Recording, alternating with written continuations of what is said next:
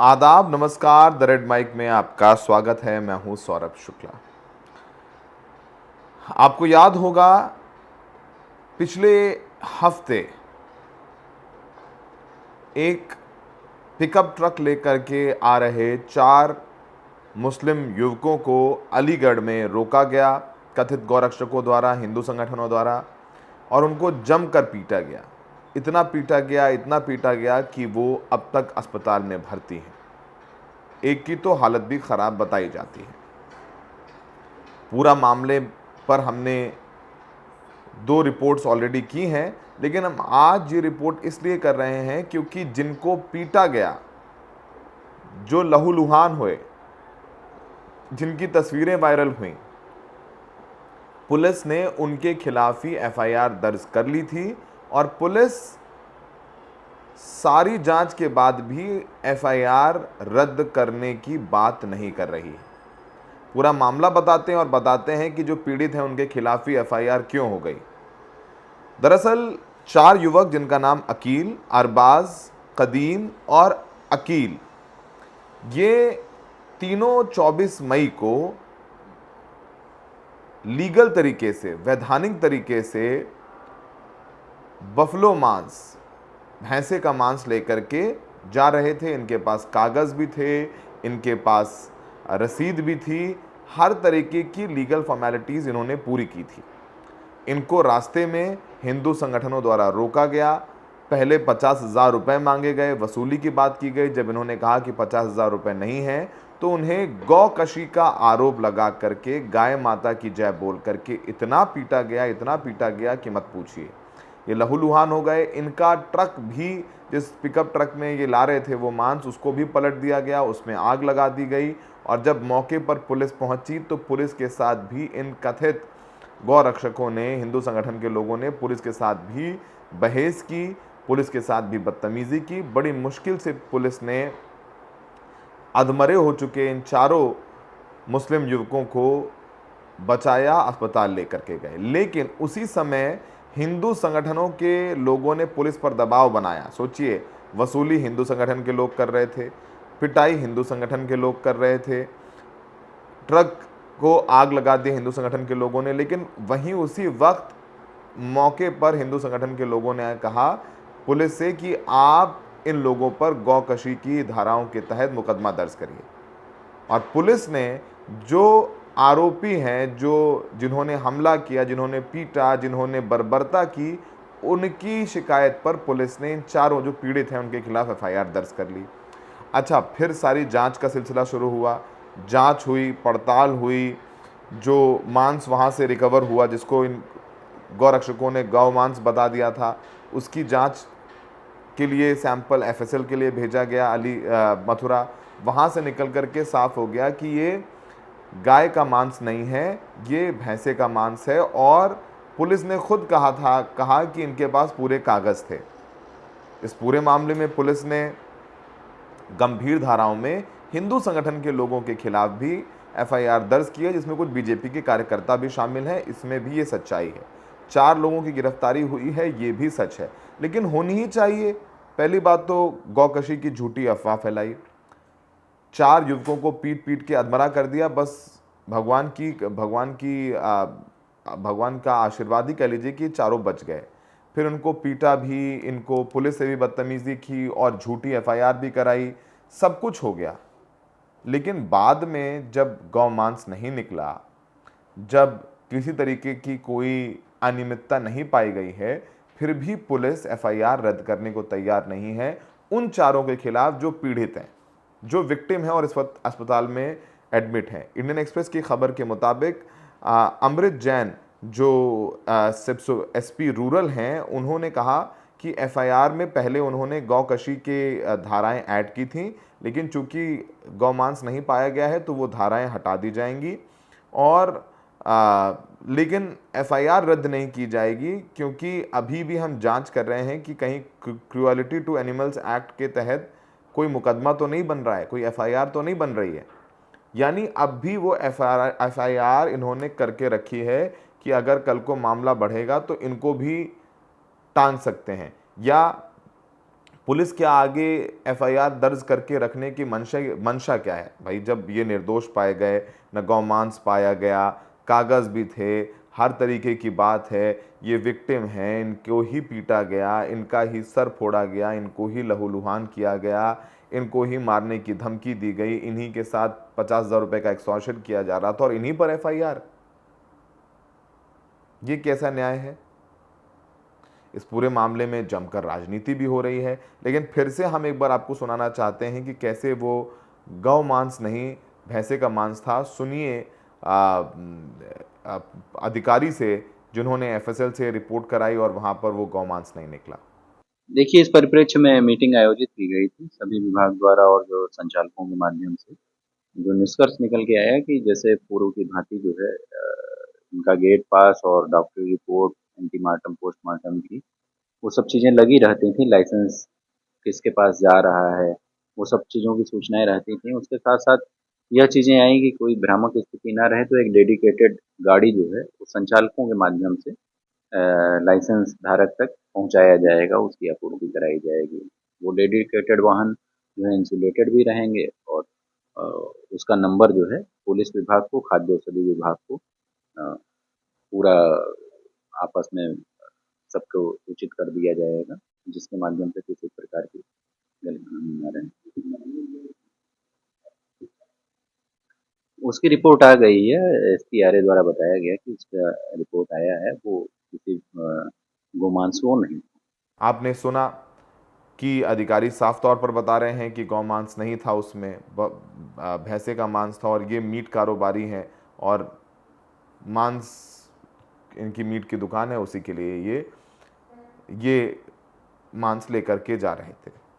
उत्तर प्रदेश में जब से सत्ता परिवर्तन हुआ 2017 में, उसके बाद से ही गौकशी के शक में लिंचिंग के तमाम मामले सामने आ रहे हैं। आपको अखलाक का मामला याद होगा, ग्रेटर नोएडा का। उसके बाद हापुड़ में कासिम को तो मौत के घाटी उतार दिया गया, उसको घसीट घसीट के मारा गया, पानी तक नहीं दिया गया, उसकी बेरहमी के साथ हत्या की गई।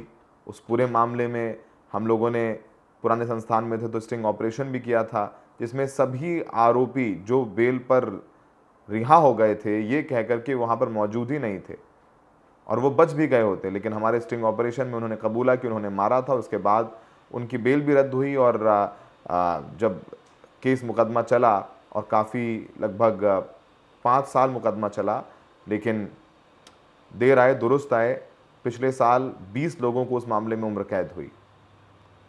लेकिन अगर हम वो कहानी ना कहते तो पुलिस तो उस पूरे मामले को रफा दफा करना चाहती थी। पुलिस ने हापुड़ लिंचिंग के मामले को तो बता दिया था कि रोड रेज का मामला है, जबकि गौकशी के शक में हत्या की गई थी और कासिम के पास से भी गौमांस नहीं मिला था। तो ऐसे ही एक पूरा चलन बन गया है कि अगर कोई अल्पसंख्यक समुदाय का आदमी, उसे कोई कहासुनी हो जाए, दुश्मनी निकालनी हो, तो गौकशी का आरोप लगा करके पीट दीजिए, गौमांस मिले ना मिले। कासिम की किस्मत खराब थी, वो मर गया। ये चारों जिंदा बचे हैं लेकिन फिर भी अपने खिलाफ एफआईआर झेल रहे हैं। आखिर ऐसा क्यों हो रहा है? ये समझ से परे है। इस पूरे मामले में राजनीति भी हो रही है, तमाम राजनेता भी अलीगढ़ पहुंचे, उन सब ने क्या कहा इस पूरे मामले में वो भी हम आपको सुनवा देते हैं। उम्मीद है कि आगे और जांच होगी, तमाम पहलुओं पर जांच होगी और जो पीड़ित हैं उनके खिलाफ एफआईआर रद्द होगी। सुनिए तमाम नेताओं को जो अलीगढ़ पहुंच रहे हैं। देखिए, ये इस बात को दर्शाता है कि उत्तर प्रदेश के अंदर गुंडागर्दी खुलेआम हो रही है और जो मैं अभी पीड़ितों से मिलके आया हूँ, उनकी आप हालत देखेंगे तो ऊपर वाले की कृपा से ही वो लोग बचे हैं।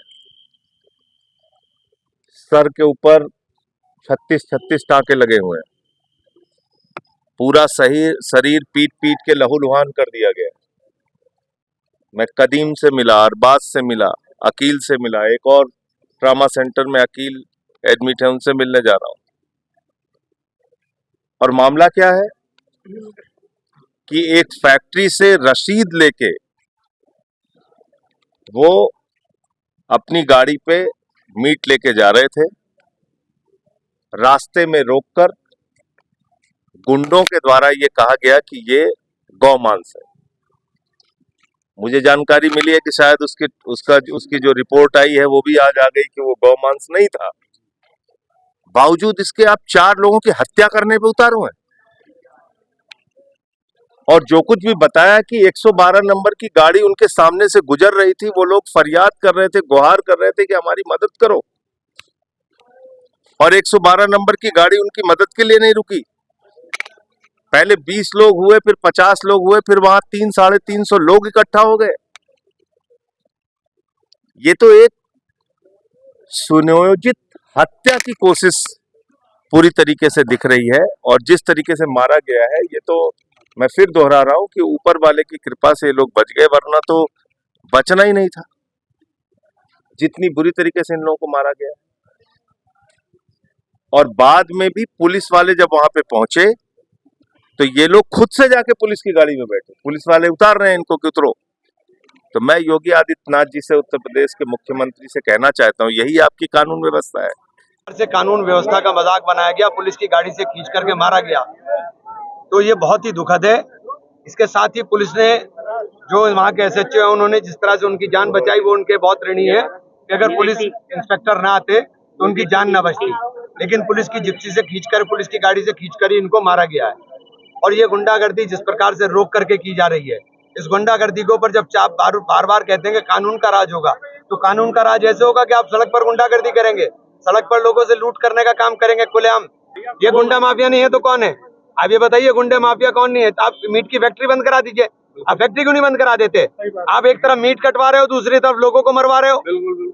अब बंद करा दो उसको। कार्रवाई को लेकर क्या कहेंगे? जिस तरीके की अभी तक कार्रवाई हुई है, देखिए अभी तक तो 4 ही गिरफ्तारी हुई है, सबके खिलाफ सख्त कार्रवाई होनी चाहिए। रासुका के तहत कार्रवाई किस तरह की लड़ाई लड़ेगी इसके दौरान? कांग्रेस इनके लिए आई है, कांग्रेस पूरी तरह से लड़ाई लड़ेगी, यहाँ से लेकर के सुप्रीम कोर्ट तक। जहाँ भी इनको वकील की जरूरत होगी, कानूनी सहायता की जरूरत होगी, कांग्रेस देगी। ईद का त्योहार आ रहा है, ईद को त्योहार के लेकर मुसलमान, ईद का त्योहार हिंदू मुसलमान ये देश सबका है, सब मिलजुल कर मनाएं।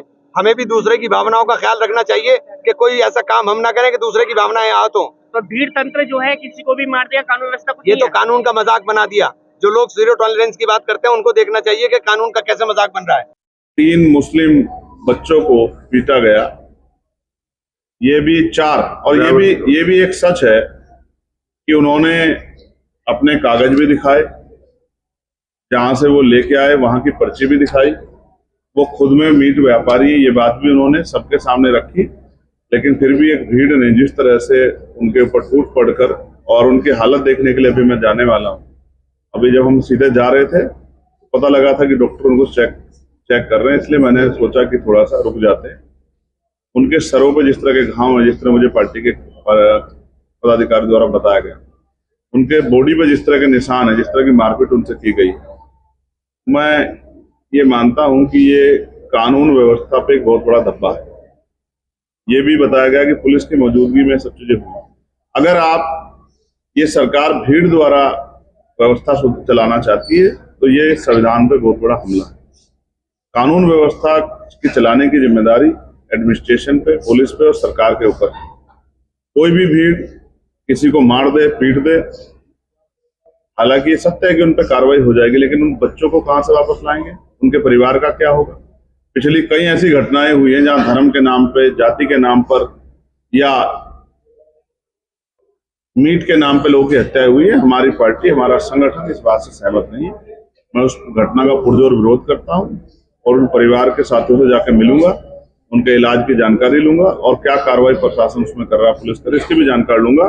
और जो आरोपी हैं उन पर सख्त से सख्त कार्रवाई की जाए, इसके लिए भी जो है पुलिस प्रशासन से और सरकार से मांग करूंगा, क्योंकि आज उनके साथ है, कल किसी और के साथ होगा।